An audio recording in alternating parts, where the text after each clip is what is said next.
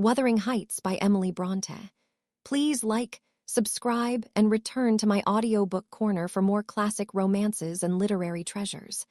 Thank you for listening. Chapter 10. A charming introduction to a hermit's life. 4 weeks, torture, tossing, and sickness. Oh, these bleak winds and bitter northern skis and impassable roads and dilatory country surgeons. And oh, this dearth of the human physiognomy. And worse than all, the terrible intimation of Kenneth that I need not expect to be out of doors till spring. Mr. Heathcliff has just honored me with a call. About 7 days ago, he sent me a brace of grouse, the last of the season. Scoundrel. He is not altogether guiltless in this illness of mine, and that I had a great mind to tell him. But alas, how could I offend a man who was charitable enough to sit at my bedside a good hour and talk on some other subject than pills and draughts, blisters and leeches? This is quite an easy interval. I am too weak to read, yet I feel as if I could enjoy something interesting. Why not have up Mrs. Dean to finish her tale? I can recollect its chief incidents as far as she had gone. Yes, I remember her hero had run off and never been heard of for 3 years, and the heroine was married. I'll ring, she'll be delighted to find me capable of talking cheerfully. Mrs. Dean came. "It wants 20 minutes, sir, to taking the medicine," she commenced. "Away, away with it," I replied. "I desire to have. The doctor says you must drop the powders." "With all my heart, don't interrupt me. Come and take your seat here. Keep your fingers from that bitter phalanx of vials. Draw your knitting out of your pocket. That will do. Now continue the history of Mr. Heathcliff from where you left off to the present day. Did he finish his education on the continent and come back a gentleman? Or did he get a sizar's place at college, or escape to America and earn honors by drawing blood from his foster country, or make a fortune more promptly on the English highways? He may have done a little in all these vocations, Mr. Lockwood, but I couldn't give my word for any. I stated before that I didn't know how he gained his money. Neither am I aware of the means he took to raise his mind from the savage ignorance into which it was sunk. But with your leave, I'll proceed in my own fashion if you think it will amuse and not weary you. Are you feeling better this morning? Much. That's good news. I got Miss Catherine and myself to Thrushcross Grange, and to my agreeable disappointment, she behaved infinitely better than I dared to expect. She seemed almost overfond of Mr. Linton, and even to his sister she showed plenty of affection. They were both very attentive to her comfort, certainly. It was not the thorn bending to the honeysuckles, but the honeysuckles embracing the thorn. There were no mutual concessions. One stood erect, and the others yielded. And who can be ill-natured and bad-tempered when they encounter neither opposition nor indifference?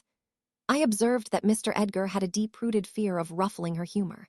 He concealed it from her, but if ever he heard me answer sharply, or saw any other servant grow cloudy at some imperious order of hers, he would show his trouble by a frown of displeasure that never darkened on his own account. He many a time spoke sternly to me about my pertness, and averred that the stab of a knife could not inflict a worse pang than he suffered at seeing his lady vexed. Not to grieve a kind master, I learned to be less touchy, and for the space of half a year, the gunpowder lay as harmless as sand, because no fire came near to explode it. Catherine had seasons of gloom and silence now and then. They were respected with sympathizing silence by her husband, who ascribed them to an alteration in her constitution, produced by her perilous illness, as she was never subject to depression of spirits before. The return of sunshine was welcomed by answering sunshine from him. I believe I may assert that they were really in possession of deep and growing happiness. It ended. Well, we must be for ourselves in the long run. The mild and generous are only more justly selfish than the domineering, and it ended when circumstances caused each to feel that the one's interest was not the chief consideration in the other's thoughts.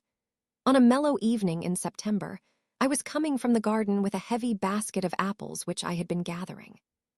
It had got dusk, and the moon looked over the high wall of the court, causing undefined shadows to lurk in the corners of the numerous projecting portions of the building.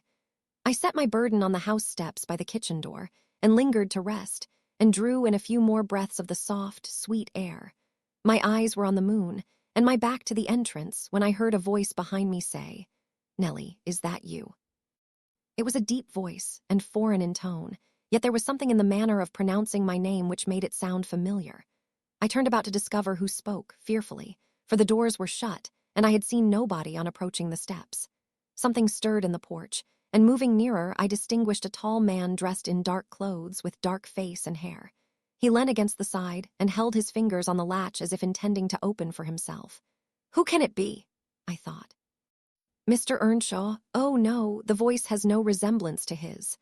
I have waited here an hour," he resumed, while I continued staring, "and the whole of that time all round has been as still as death. I dared not enter. You do not know me. Look, I'm not a stranger." A ray fell on his features. The cheeks were sallow and half covered with black whiskers, the brows lowering, the eyes deep-set and singular. I remembered the eyes. "What?" I cried, uncertain whether to regard him as a worldly visitor, and I raised my hands in amazement. "What, you come back? Is it really you, is it?" "Yes, Heathcliff," he replied, glancing from me up to the windows, which reflected a score of glittering moons but showed no lights from within. "Are they at home? Where is she?" "Nellie, you are not glad. You needn't be so disturbed. Is she here? Speak. I want to have one word with her, your mistress. Go and say some person from Gimmerton desires to see her." "How will she take it?" I exclaimed.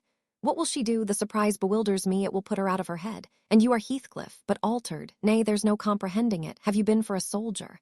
"Go and carry my message," he interrupted impatiently. "I'm in hell till you do." He lifted the latch, and I entered. But when I got to the parlor where Mr. and Mrs. Linton were, I could not persuade myself to proceed. At length, I resolved on making an excuse to ask if they would have the candles lighted, and I opened the door. They sat together in a window whose lattice lay back against the wall, and displayed, beyond the garden trees and the wild green park, the valley of Gimmerton, with a long line of mist winding nearly to its top. For very soon after you pass the chapel, as you may have noticed, the sough that runs from the marshes joins a beck which follows the bend of the glen. Wuthering Heights rose above this silvery vapor, but our old house was invisible. It rather dips down on the other side. Both the room and its occupants and the scene they gazed on looked wondrously peaceful. I shrank reluctantly from performing my errand, and was actually going away leaving it unsaid after having put my question about the candles, when a sense of my folly compelled me to return and mutter, "A person from Gimmerton wishes to see you, ma'am." "What does he want?" asked Mrs. Linton. "I did not question him," I answered. "Well, close the curtains, Nellie," she said, "and bring up tea." Back again directly. She quitted the apartment. Mr. Edgar inquired carelessly who it was. "Some one mistress does not expect," I replied. "That Heathcliff, you recollect him, sir, who used to live at Mr. Earnshaw." "What, the gypsy, the plowboy?" he cried. "Why did you not say so to Catherine?" "Hush, you must not call him by those names, master," I said. "She'd be sadly grieved to hear you. She was nearly heartbroken when he ran off. I guess his return will make a jubilee to her." Mr. Linton walked to a window on the other side of the room that overlooked the court. He unfastened it and leant out. I suppose they were below, for he exclaimed quickly, "Don't stand there, love. Bring the person in if it be anyone particular." Ere long, I heard the click of the latch, and Catherine flew upstairs, breathless and wild, too excited to show gladness. Indeed, by her face, you would rather have surmised an awful calamity. "Oh, Edgar, Edgar," she panted, flinging her arms round his neck. "Oh, Edgar, darling, Heathcliff's come back, he is." And she tightened her embrace to a squeeze. "Well, well," cried her husband crossly, "don't strangle me for that. He never struck me as such a marvelous treasure. There is no need to be frantic." "I know you didn't like him," she answered, repressing a little the intensity of her delight. "Yet for my sake you must be friends now. Shall I tell him to come up?" "Here," he said, "into the parlor." "Where else?" she asked. He looked vexed and suggested the kitchen as a more suitable place for him. Mrs. Linton eyed him with a droll expression, half angry, half laughing at his fastidiousness. "No," she added after a while, "I cannot sit in the kitchen. Set 2 tables here, Ellen, one for your master and Miss Isabella, being gentry, the other for Heathcliff and myself, being of the lower orders. Will that please you, dear? Or must I have a fire lighted elsewhere? If so, give directions. I'll run down and secure my guest. I'm afraid the joy is too great to be real." She was about to dart off again, but Edgar arrested her. "You bid him step up," he said, addressing me. "And, Catherine, try to be glad without being absurd. The whole household need not witness the sight of your welcoming a runaway servant as a brother." I descended and found Heathcliff waiting under the porch, evidently anticipating an invitation to enter. He followed my guidance without waste of words, and I ushered him into the presence of the master and mistress, whose flushed cheeks betrayed signs of warm talking. But the ladies glowed with another feeling when her friend appeared at the door. She sprang forward, took both his hands, and led him to Linton, and then she seized Linton's reluctant fingers and crushed them into his. Now, fully revealed by the fire and candlelight, I was amazed, more than ever, to behold the transformation of Heathcliff. He had grown a tall, athletic, well-formed man, beside whom my master seemed quite slender and youth-like. His upright carriage suggested the idea of his having been in the army. His countenance was much older in expression and decision of feature than Mr. Linton. It looked intelligent, and retained no marks of former degradation. A half-civilized ferocity lurked yet in the depressed brows and eyes full of black fire, but it was subdued, and his manner was even dignified, quite divested of roughness, though too stern for grace. My master's surprise equaled or exceeded mine. He remained for a minute at a loss how to address the Plowby, as he had called him. Heathcliff dropped his slight hand and stood looking at him coolly till he chose to speak. "Sit down, sir," he said at length. "Mrs. Linton, recalling old times, would have me give you a cordial reception, and of course I am gratified when anything occurs to please her." "And I also," answered Heathcliff, "especially if it be anything in which I have a part. I shall stay an hour or two willingly." He took a seat opposite Catherine, who kept her gaze fixed on him as if she feared he would vanish were she to remove it. He did not raise his to her often. A quick glance now and then sufficed, but it flashed back, each time more confidently, the undisguised delight he drank from hers. They were too much absorbed in their mutual joy to suffer embarrassment. Not so Mr. Edgar. He grew pale with pure annoyance, a feeling that reached its climax when his lady rose, and stepping across the rug, seized Heathcliff's hands again, and laughed like one beside herself. "I shall think it a dream tomorrow," she cried. "I shall not be able to believe that I have seen and touched and spoken to you once more. And yet, cruel Heathcliff, you don't deserve this welcome, to be absent and silent for 3 years and never to think of me." "A little more than you have thought of me," he murmured. "I heard of your marriage, Cathy, not long since, and while waiting in the yard below I meditated this plan, just to have one glimpse of your face, a stare of surprise, perhaps, and pretended pleasure. Afterwards settle my score with Hindley, and then prevent the law by doing execution on myself. Your welcome has put these ideas out of my mind, but beware of meeting me with another aspect next time. Nay, you'll not drive me off again. You were really sorry for me, were you? Well, there was cause. I fought through a bitter life since I last heard your voice, and you must forgive me, for I struggled only for you." "Catherine, unless we are to have cold tea, please to come to the table," interrupted Linton, striving to preserve his ordinary tone and a due measure of politeness. "Mr. Heathcliff will have a long walk, wherever he may lodge tonight, and I'm thirsty." She took her post before the urn, and Miss Isabella came, summoned by the bell. Then, having handed their chairs forward, I left the room. The meal hardly endured 10 minutes. Catherine's cup was never filled. She could neither eat nor drink. Edgar had made a slop in his saucer and scarcely swallowed a mouthful. Their guest did not protract his stay that evening above an hour longer. I asked, as he departed, if he went to Gimmerton. "No, to Wuthering Heights," he answered. "Mr. Earnshaw invited me when I called this morning." Mr. Earnshaw invited him, and he called on Mr. Earnshaw. I pondered this sentence painfully, after he was gone. Is he turning out a bit of a hypocrite and coming into the country to work mischief under a cloak? I mused. I had a presentiment in the bottom of my heart that he had better have remained away. About the middle of the night, I was wakened from my first nap by Mrs. Linton gliding into my chamber, taking a seat on my bedside, and pulling me by the hair to rouse me. "I cannot rest, Ellen," she said, by way of apology. "And I want some living creature to keep me company in my happiness. Edgar is sulky, because I'm glad of a thing that does not interest him. He refuses to open his mouth, except to utter pettish, silly speeches, and he affirmed I was cruel and selfish for wishing to talk when he was so sick and sleepy. He always contrives to be sick at the least cross." I gave a few sentences of commendation to Heathcliff, and he, either for a headache or a pang of envy, began to cry, so I got up and left him. "What use is it praising Heathcliff to him?" I answered. "As lads they had an aversion to each other, and Heathcliff would hate just as much to hear him praised. It's human nature. Let Mr. Linton alone about him, unless you would like an open quarrel between them. But does it not show great weakness?" pursued she. "I'm not envious. I never feel hurt at the brightness of Isabella's yellow hair and the whiteness of her skin, at her dainty elegance, and the fondness all the family exhibit for her. Even you, Nellie, if we have a dispute sometimes, you back Isabella at once. and I yield like a foolish mother. I call her a darling and flatter her into a good temper. It pleases her brother to see us cordial, and that pleases me. But they are very much alike. They are spoiled children, and fancy the world was made for their accommodation. And though I humor both, I think a smart chastisement might improve them all the same. "You're mistaken, Mrs. Linton," said I. "They humor you. I know what there would be to do if they did not. You can well afford to indulge their passing whims as long as their business is to anticipate all your desires.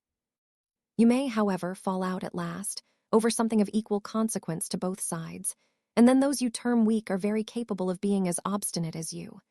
And then we shall fight to the death, shan't we, Nellie?" she returned, laughing. "No, I tell you I have such faith in Linton's love that I believe I might kill him, and he wouldn't wish to retaliate." I advised her to value him the more for his affection. "I do," she answered, "but he needn't resort to whining for trifles. It is childish." And instead of melting into tears because I said that Heathcliff was now worthy of anyone's regard, and it would honor the first gentleman in the country to be his friend, he ought to have said it for me, and been delighted from sympathy. He must get accustomed to him, and he may as well like him. Considering how Heathcliff has reason to object to him, I'm sure he behaved excellently. "What do you think of his going to Wuthering Heights?" I inquired. "He is reformed in every respect, apparently, quite a Christian, offering the right hand of fellowship to his enemies all around." "He explained it," she replied. "I wonder as much as you. He said he called to gather information concerning me from you, supposing you resided there still. And Joseph told Hindley, who came out and fell to questioning him of what he had been doing, and how he had been living, and finally desired him to walk in. There were some persons sitting at cards. Heathcliff joined them. My brother lost some money to him, and finding him plentifully supplied, he requested that he would come again in the evening, to which he consented. Hindley is too reckless to select his acquaintance prudently. He doesn't trouble himself to reflect on the causes he might have for mistrusting one whom he has basely injured. But Heathcliff affirms his principal reason for resuming a connection with his ancient persecutor is a wish to install himself in quarters at walking distance from the Grange, and an attachment to the house where we lived together, and likewise a hope that I shall have more opportunities of seeing him there than I could have if he settled in Gimmerton. He means to offer liberal payment for permission to lodge at the Heights, and doubtless my brother's covetousness will prompt him to accept the terms. He was always greedy, though what he grasps with one hand he flings away with the other. "It's a nice place for a young man to fix his dwelling in," said I. "Have you no fear of the consequences, Mrs. Linton?" "None for my friend," she replied. "His strong head will keep him from danger, a little for Hindley, but he can't be made morally worse than he is, and I stand between him and bodily harm. The event of this evening has reconciled me to God and humanity. I had risen in angry rebellion against Providence. Oh, I've endured very, very bitter misery, Nellie. If that creature knew how bitter, he'd be ashamed to cloud its removal with idle petulance. It was kindness for him which induced me to bear it alone. Had I expressed the agony I frequently felt, he would have been taught to long for its alleviation as ardently as I, however. It's over, and I'll take no revenge on his folly. I can afford to suffer anything hereafter. Should the meanest thing alive slap me on the cheek, I'd not only turn the other, but I'd ask pardon for provoking it. And as a proof, I'll go make my peace with Edgar instantly. Good night, I'm an angel." In this self-complacent conviction she departed, and the success of her fulfilled resolution was obvious on the morrow. Mr. Linton had not only abjured his peevishness, though his spirit seemed still subdued by Catherine's exuberance of vivacity, but he ventured no objection to her taking Isabella with her to Wuthering Heights in the afternoon, and she rewarded him with such a summer of sweetness and affection in return as made the house a paradise for several days, both master and servants profiting from the perpetual sunshine. Heathcliff, Mr. Heathcliff, I should say in future, used the liberty of visiting at Thrushcross Grange cautiously. At first, he seemed estimating how far its owner would bear his intrusion. Catherine, also, deemed it judicious to moderate her expressions of pleasure in receiving him, and he gradually established his right to be expected. He retained a great deal of the reserve for which his boyhood was remarkable, and that served to repress all startling demonstrations of feeling. My master's uneasiness experienced a lull, and further circumstances diverted it into another channel for a space. His new source of trouble sprang from the not-anticipated misfortune of Isabella Linton, evincing a sudden and irresistible attraction towards the tolerated guest. She was at that time a charming young lady of 18, infantile in manners, though possessed of keen wit, keen feelings, and a keen temper, too, if irritated. Her brother, who loved her tenderly, was appalled at this fantastic preference. Leaving aside the degradation of an alliance with a nameless man, and the possible fact that his property, in default of heirs male, might pass into such a one's power, he had sense to comprehend Heathcliff's disposition, to know that, though his exterior was altered, his mind was unchangeable and unchanged. And he dreaded that mind. It revolted him. He shrank forebodingly from the idea of committing Isabella to its keeping. He would have recoiled still more had he been aware that her attachment rose unsolicited, and was bestowed where it awakened no reciprocation of sentiment. For the minute he discovered its existence, he laid the blame on Heathcliff's deliberate designing. We had all remarked, during some time, that Miss Linton fretted and pined over something. She grew cross and wearisome, snapping at and teasing Catherine continually, at the imminent risk of exhausting her limited patience. We excused her, to a certain extent, on the plea of ill health. She was dwindling and fatting before our eyes. But one day, when she had been peculiarly wayward, rejecting her breakfast, complaining that the servants did not do what she told them, that the mistress would allow her to be nothing in the house, and Edgar neglected her, that she had caught a cold with the doors being left open, and we let the parlor fire go out on purpose to vex her, with 100 yet more frivolous accusations, Mrs. Linton peremptorily insisted that she should get to bed. And having scolded her heartily, threatened to send for the doctor. Mention of Kenneth caused her to exclaim, instantly, that her health was perfect, and it was only Catherine's harshness which made her unhappy. "How can you say I am harsh, you naughty fondling?" cried the mistress, amazed at the unreasonable assertion. "You are surely losing your reason. When have I been harsh, tell me?" "Yesterday," sobbed Isabella, "and now." "Yesterday," said her sister-in-law. "On what occasion?" "In our walk along the moor, you told me to ramble where I pleased while you sauntered on with Mr. Heathcliff. And that's your notion of harshness," said Catherine, laughing. "It was no hint that your company was superfluous. We didn't care whether you kept with us or not. I merely thought Heathcliff's talk would have nothing entertaining for your ears." "Oh, no," wept the young lady. "You wished me away because you knew I liked to be there." "Is she sane?" asked Mrs. Linton, appealing to me. "I'll repeat our conversation word for word, Isabella, and you point out any charm it could have had for you." "I don't mind the conversation," she answered.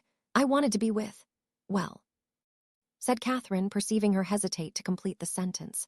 "With him, and I won't be always sent off," she continued, kindling up. "You are a dog in the manger, Cathy, and desire no one to be loved but yourself. You are an impertinent little monkey," exclaimed Mrs. Linton in surprise. "But I'll not believe this idiocy. It is impossible that you can covet the admiration of Heathcliff, that you consider him an agreeable person. I hope I have misunderstood you, Isabella." "No, you have not," said the infatuated girl. "I love him more than ever you loved Edgar, and he might love me if you would let him." "I wouldn't be you for a kingdom, then," Catherine declared, emphatically, and she seemed to speak sincerely. "Nellie, help me to convince her of her madness. Tell her what Heathcliff is, an unreclaimed creature, without refinement, without cultivation, an arid wilderness of firs and whinstone. I'd as soon put that little canary into the park on a winter's day as recommend you to bestow your heart on him. It is deplorable ignorance of his character, child, and nothing else, which makes that dream enter your head. Pray, don't imagine that he conceals depths of benevolence and affection beneath a stern exterior. He's not a rough diamond, a pearl-containing oyster of a rustic. He's a fierce, pitiless, wolfish man. I never say to him, 'Let this or that enemy alone because it would be ungenerous or cruel to harm them.' I say, 'Let them alone because I should hate them to be wronged.' And he'd crush you like a sparrow's egg, Isabella, if he found you a troublesome charge. I know he couldn't love a Linton, and yet he'd be quite capable of marrying your fortune and expectations. Avarice is growing with him a besetting sin. There's my picture, and I'm his friend, so much so that had he thought seriously to catch you, I should perhaps have held my tongue and let you fall into his trap." Miss Linton regarded her sister-in-law with indignation. For shame," she repeated angrily. You are worse than 20 foes, you poisonous friend. Ah, you won't believe me then, said Catherine. You think I speak from wicked selfishness. I'm certain you do, retorted Isabella, and I shudder at you. Good, cried the other.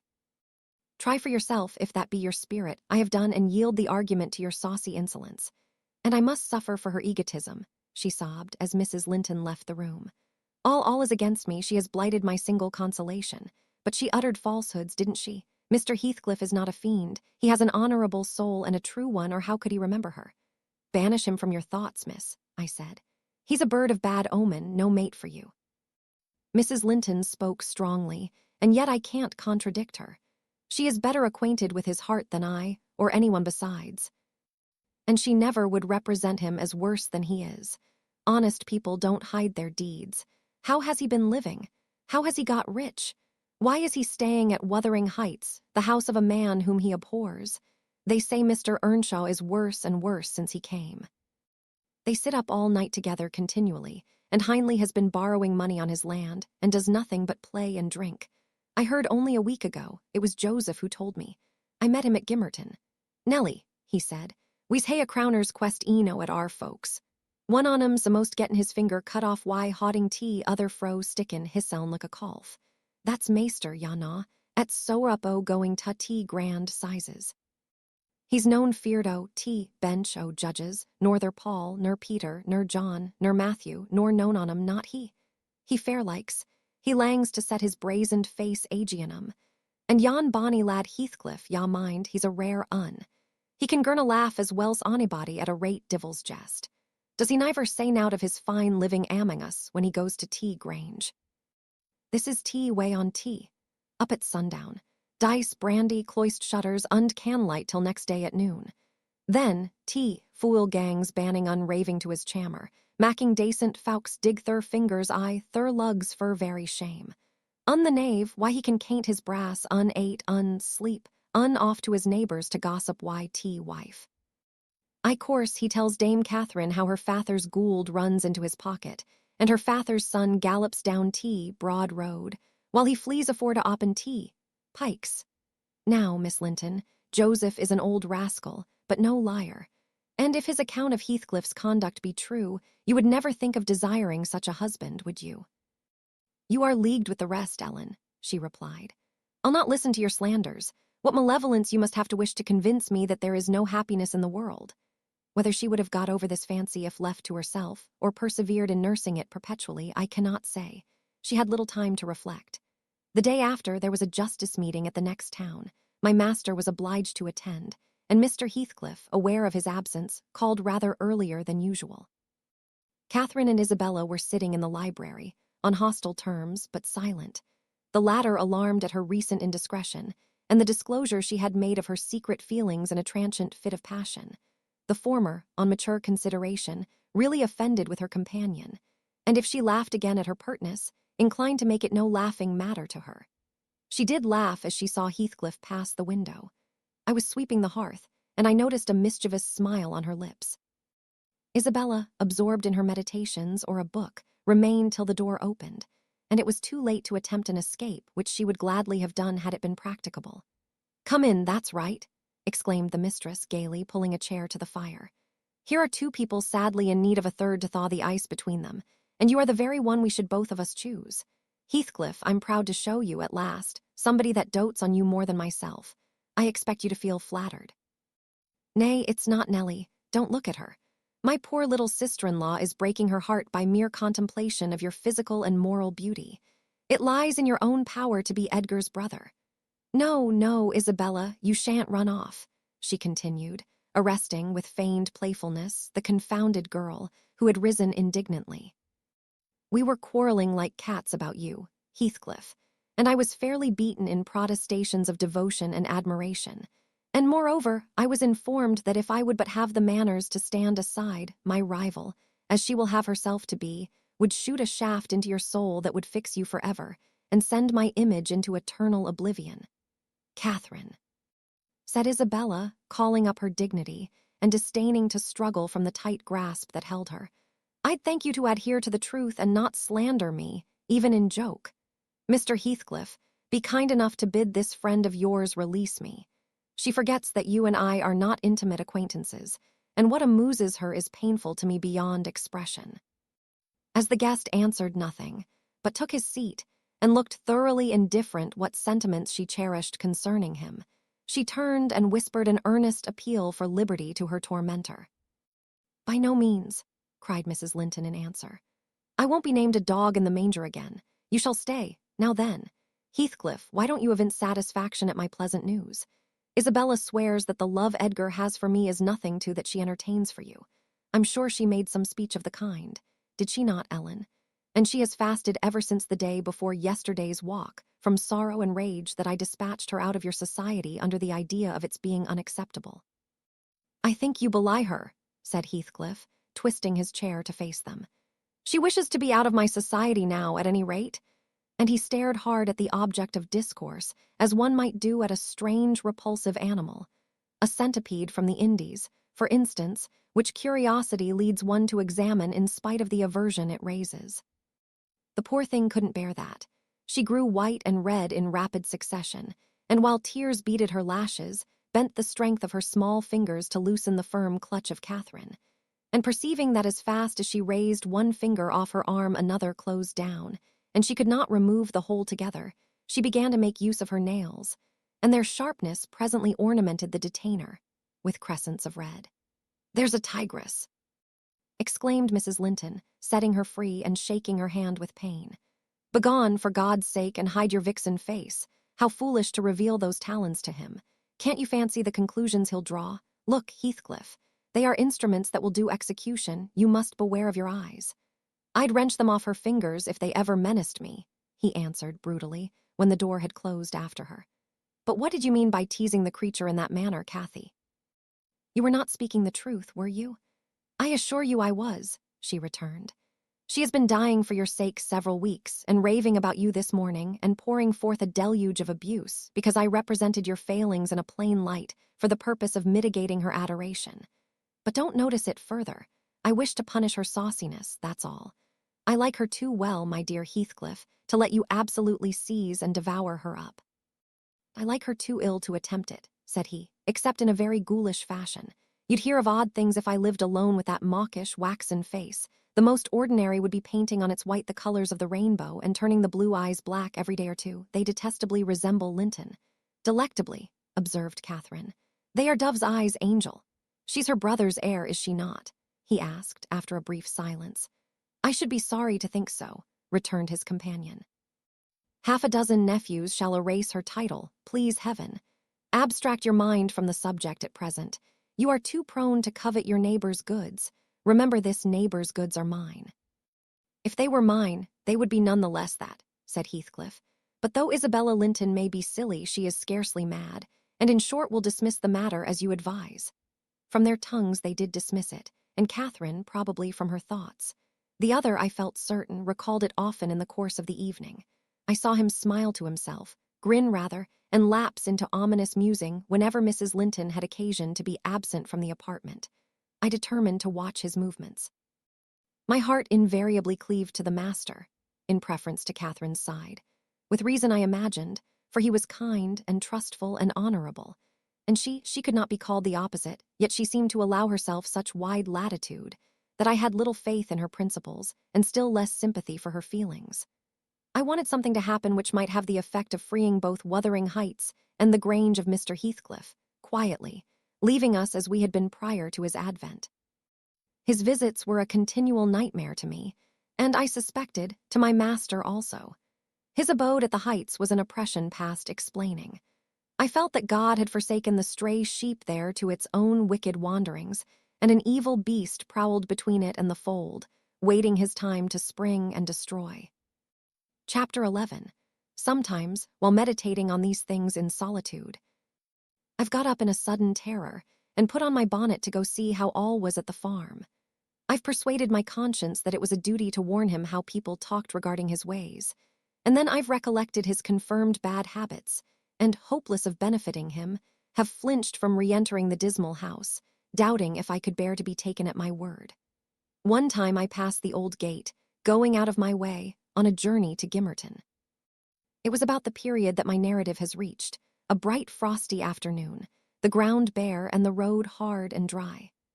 I came to a stone where the highway branches off onto the moor at your left hand, a rough sand pillar, with the letters WH cut on its north side, on the east, G, and on the southwest, TG. It serves as a guidepost to the Grange, the Heights, and village. The sun shone yellow on its gray head, reminding me of summer, and I cannot say why, but all at once a gush of child's sensations flowed into my heart. Hindley and I held at a favorite spot 20 years before. I gazed long at the weather-worn block, and stooping down, perceived a hole near the bottom still full of snail shells and pebbles, which we were fond of storing there with more perishable things. And as fresh as reality, it appeared that I beheld my early playmate seated on the withered turf, his dark, square head bent forward, and his little hand scooping out the earth with a piece of slate. "Poor Hindley!" I exclaimed, involuntarily. I started. My bodily eye was cheated into a momentary belief that the child lifted its face and stared straight into mine. It vanished in a twinkling, but immediately I felt an irresistible yearning to be at the Heights. Superstition urged me to comply with this impulse. Supposing he should be dead, I thought, or should die soon. Supposing it were a sign of death. The nearer I got to the house, the more agitated I grew, and on catching sight of it, I trembled in every limb. The apparition had outstripped me. It stood looking through the gate. That was my first idea on observing an elf-locked, brown-eyed boy setting his ruddy countenance against the bars. Further reflection suggested this must be Hareton, my Hareton, not altered greatly since I left him, 10 months since. "God bless thee, darling," I cried, forgetting instantaneously my foolish fears. "Hareton, it's Nellie, Nellie, thy nurse." He retreated out of arm's length and picked up a large flint. "I am come to see thy father, Hareton," I added, guessing from the action that Nellie, if she lived in his memory at all, was not recognized as one with me. He raised his missile to hurl it. I commenced a soothing speech, but could not stay his hand. The stone struck my bonnet, and then ensued from the stammering lips of the little fellow a string of curses, which, whether he comprehended them or not, were delivered with practiced emphasis, and distorted his baby features into a shocking expression of malignity. You may be certain this grieved more than angered me. Fit to cry, I took an orange from my pocket and offered it to propitiate him. He hesitated and then snatched it from my hold, as if he fancied I only intended to tempt and disappoint him. I showed another, keeping it out of his reach. "Who has taught you those fine words, my bairn?" I inquired. "The curate." "Damn the curate and thee, jie me that," he replied. "Tell us where you got your lessons and you shall have it," said I. "Who's your master?" "Devil Daddy," was his answer. "And what do you learn from Daddy?" I continued. He jumped at the fruit. I raised it higher. "What does he teach you?" I asked. "Naught," said he, "but to keep out of his gate. Daddy cannot bide me because I swear at him." "Ah, and the devil teaches you to swear at Daddy," I observed. "I nay," he drawled. "Who then?" "Heathcliff." I asked if he liked Mr. Heathcliff. "Aye," he answered again. Desiring to have his reasons for liking him, I could only gather these sentences. "I know it. He pays Dad back what he jies to me. He curses Daddy for cursing me. He says I mun do as I will." "And the curate does not teach you to read and write, then?" I pursued. "No, I was told the curate should have his teeth dashed down his throat if he stepped over the threshold. Heathcliff had promised that."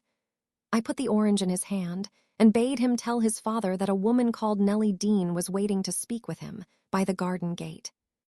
He went up the walk and entered the house. But instead of Hindley, Heathcliff appeared on the doorstones, and I turned directly and ran down the road as hard as ever I could race, making no halt till I gained the guidepost, and feeling as scared as if I had raised a goblin. This is not much connected with Miss Isabella's affair, except that it urged me to resolve further on mounting vigilant guard and doing my utmost to check the spread of such bad influence at the Grange, even though I should wake a domestic storm by thwarting Mrs. Linton's pleasure. The next time Heathcliff came, my young lady chanced to be feeding some pigeons in the court. She had never spoken a word to her sister-in-law for 3 days, but she had likewise dropped her fretful complaining, and we found it a great comfort. Heathcliff had not the habit of bestowing a single unnecessary civility on Miss Linton, I knew. Now, as soon as he beheld her, his first precaution was to take a sweeping survey of the house front. I was standing by the kitchen window, but I drew out of sight. He then stepped across the pavement to her and said something, She seemed embarrassed and desirous of getting away. To prevent it, he laid his hand on her arm. She averted her face. He apparently put some question which she had no mind to answer. There was another rapid glance at the house, and supposing himself unseen, the scoundrel had the impudence to embrace her. "Judas, traitor!" I ejaculated. "You are a hypocrite too, are you? A deliberate deceiver." "Who is, Nellie?" said Catherine's voice at my elbow. I had been over-intent on watching the pair outside to mark her entrance. "Your worthless friend," I answered warmly. "The sneaking rascal yonder. Ah, he has caught a glimpse of us. He is coming in. I wonder will he have the heart to find a plausible excuse for making love to Miss when he told you he hated her." Mrs. Linton saw Isabella tear herself free and run into the garden, and a minute after, Heathcliff opened the door. I couldn't withhold giving some loose to my indignation, but Catherine angrily insisted on silence and threatened to order me out of the kitchen if I dared to be so presumptuous as to put in my insolent tongue. "To hear you, people might think you were the mistress," she cried. "You want setting down in your right place. Heathcliff, what are you about, raising this stir? I said you must let Isabella alone." "I beg you will, unless you are tired of being received here and wish Linton to draw the bolts against you."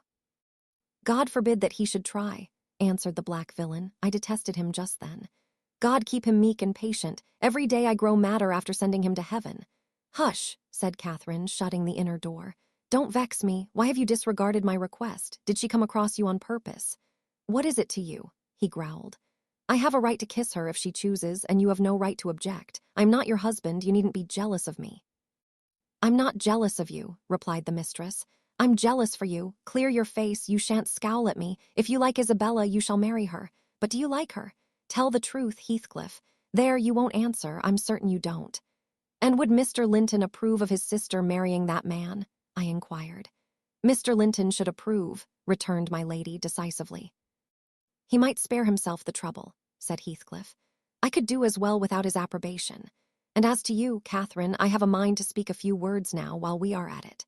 I want you to be aware that I know you have treated me infernally. Infernally. Do you hear? And if you flatter yourself that I don't perceive it, you are a fool. And if you think I can be consoled by sweet words, you are an idiot. And if you fancy I'll suffer unrevenged, I'll convince you of the contrary in a very little while. Meantime, thank you for telling me your sister-in-law's secret. I swear I'll make the most of it, and stand you aside." "What new phase of his character is this?" exclaimed Mrs. Linton in amazement. "I've treated you infernally, and you'll take your revenge. How will you take it, ungrateful brute? How have I treated you infernally?" "I seek no revenge on you," replied Heathcliff less vehemently. "That's not the plan. The tyrant grinds down his slaves, and they don't turn against him. They crush those beneath them. You are welcome to torture me to death for your amusement. Only allow me to amuse myself a little in the same style, and refrain from insult as much as you are able. Having leveled my palace, don't erect a hovel and complacently admire your own charity in giving me that for a home. If I imagined you really wished me to marry Isabel, I'd cut my throat." "Oh, the evil is that I am not jealous, is it?" cried Catherine. "Well, I won't repeat my offer of a wife. It is as bad as offering Satan a lost soul. Your bliss lies, like his, in inflicting misery." "You prove it. Edgar is restored from the ill temper he gave way to at your coming. I begin to be secure and tranquil, and you, restless to know us at peace, appear resolved on exciting a quarrel. Quarrel with Edgar, if you please, Heathcliff, and deceive his sister. You'll hit on exactly the most efficient method of revenging yourself on me." The conversation ceased. Mrs. Linton sat down by the fire, flushed and gloomy. The spirit which served her was growing intractable. She could neither lay nor control it. He stood on the hearth with folded arms, brooding on his evil thoughts, and in this position I left them to seek the master, who was wondering what kept Catherine below so long. "Ellen," said he when I entered, "have you seen your mistress?" "Yes, she's in the kitchen, sir," I answered. "She's sadly put out by Mr. Heathcliff's behavior, and indeed I do think it's time to arrange his visits on another footing. There's harm in being too soft, and now it's come to this." And I related the scene in the court, and as near as I dared, the whole subsequent dispute. I fancied it could not be very prejudicial to Mrs. Linton, unless she made it so afterwards by assuming the defensive for her guest. Edgar Linton had difficulty in hearing me to the close. His first words revealed that he did not clear his wife of blame. "This is insufferable," he exclaimed. "It is disgraceful that she should own him for a friend and force his company on me. Call me 2 men out of the hall, Ellen. Catherine shall linger no longer to argue with the low ruffian.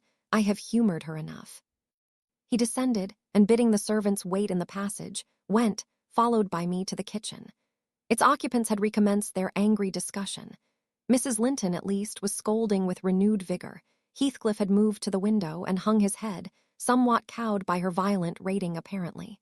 He saw the master first, and made a hasty motion that she should be silent, which she obeyed abruptly on discovering the reason of his intimation.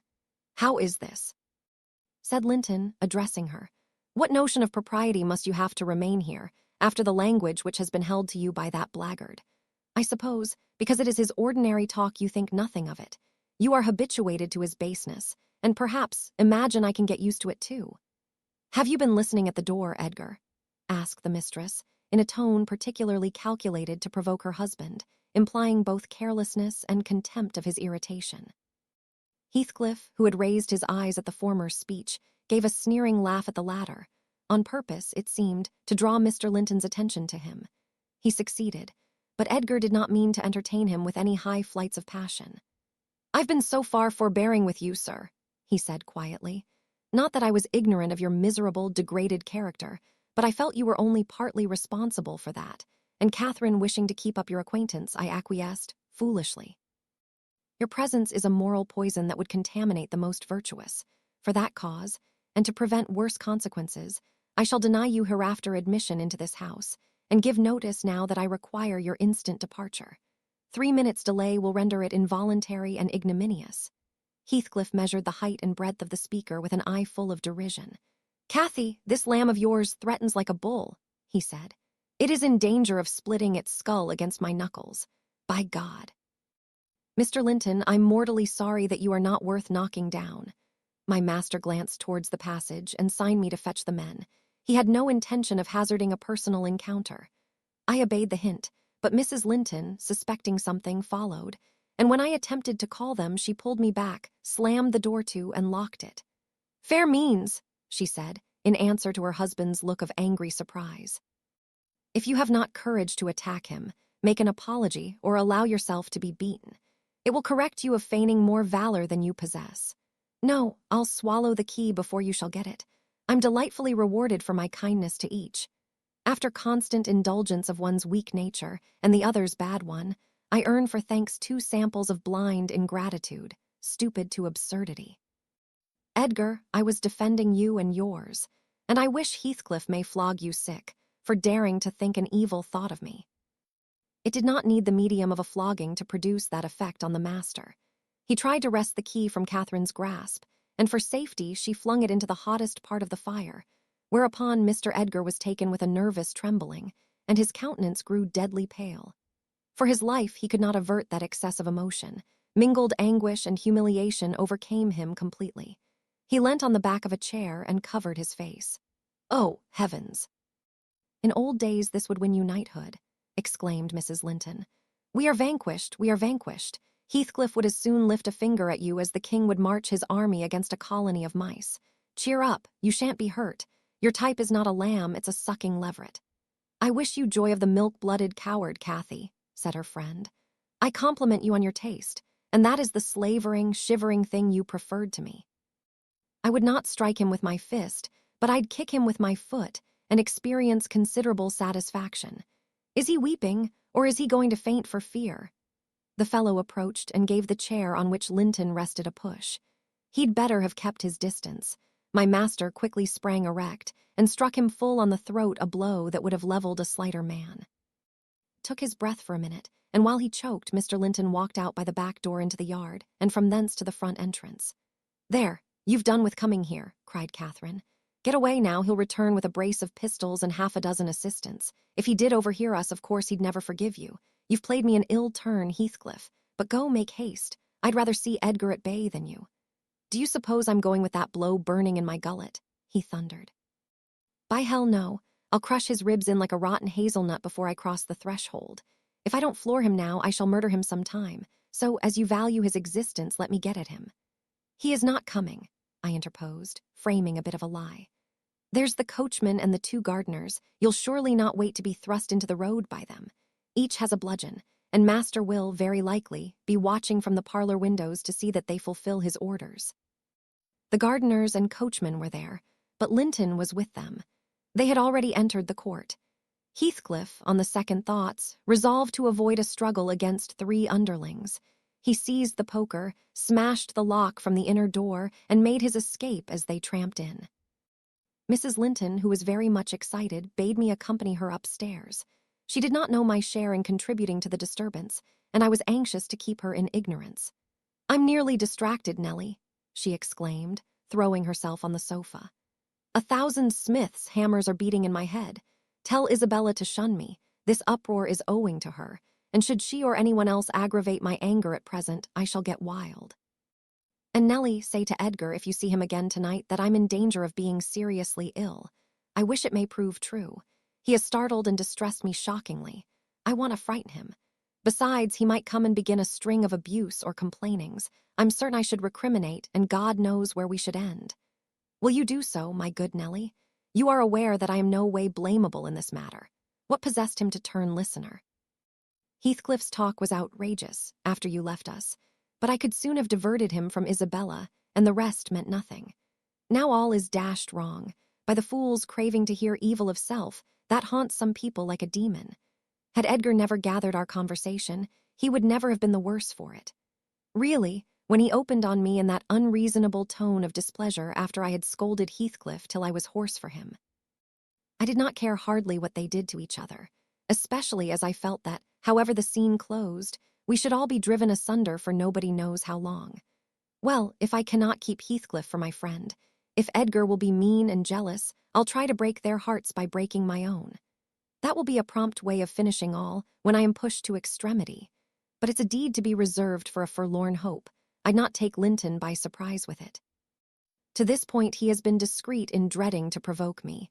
You must represent the peril of quitting that policy and remind him of my passionate temper, verging, when kindled, on frenzy. I wish you could dismiss that apathy out of that countenance and look rather more anxious about me. The stolidity with which I received these instructions was, no doubt, rather exasperating, for they were delivered in perfect sincerity. But I believed a person who could plan the turning of her fits of passion to account, beforehand might, by exerting her will, manage to control herself tolerably, even while under their influence. And I did not wish to frighten her husband, as she said, and multiply his annoyances for the purpose of serving her selfishness. Therefore I said nothing when I met the master coming towards the parlor, but I took the liberty of turning back to listen whether they would resume their quarrel together. He began to speak first. "Remain where you are, Catherine," he said, without any anger in his voice, but with much sorrowful despondency. "I shall not stay. I am neither come to wrangle nor be reconciled, but I wish just to learn whether, after this evening's events, you intend to continue your intimacy with—" "Oh, for mercy's sake," interrupted the mistress, stamping her foot. "For mercy's sake, let us hear no more of it now. Your cold blood cannot be worked into a fever. Your veins are full of ice water, but mine are boiling, and the sight of such chillness makes them dance." "To get rid of me, answer my question," persevered Mr. Linton. "You must answer it, and that violence does not alarm me. I have found that you can be as stoical as anyone when you please. Will you give up Heathcliff hereafter, or will you give up me? It is impossible for you to be my friend and his at the same time, and I absolutely require to know which you choose." "I require to be let alone," exclaimed Catherine furiously. "I demand it. Don't you see I can scarcely stand? Edgar, you leave me." She rang the bell till it broke with a twang. I entered leisurely. It was enough to try the temper of a saint, such senseless, wicked rages. There she lay, dashing her head against the arm of the sofa, and grinding her teeth so that you might fancy she would crash them to splinters. Mr. Linton stood looking at her in sudden compunction and fear. He told me to fetch some water. She had no breath for speaking. I brought a glass full, and as she would not drink, I sprinkled it on her face.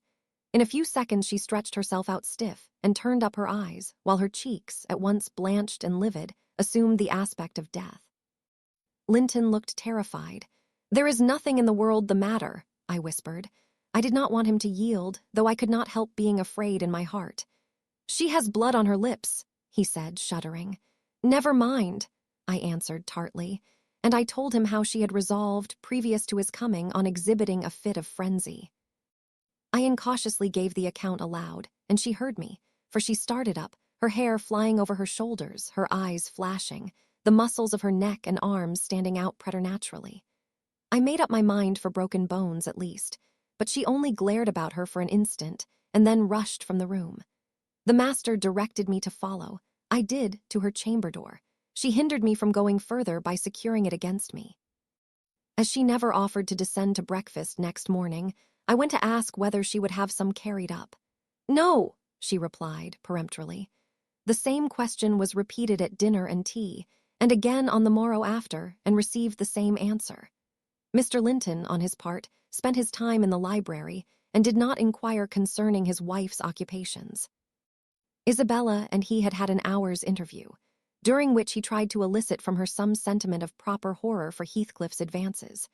But he could make nothing of her evasive replies, and was obliged to close the examination unsatisfactorily, adding, however, a solemn warning that if she were so insane as to encourage that worthless suitor, it would dissolve all bonds of relationship between herself and him.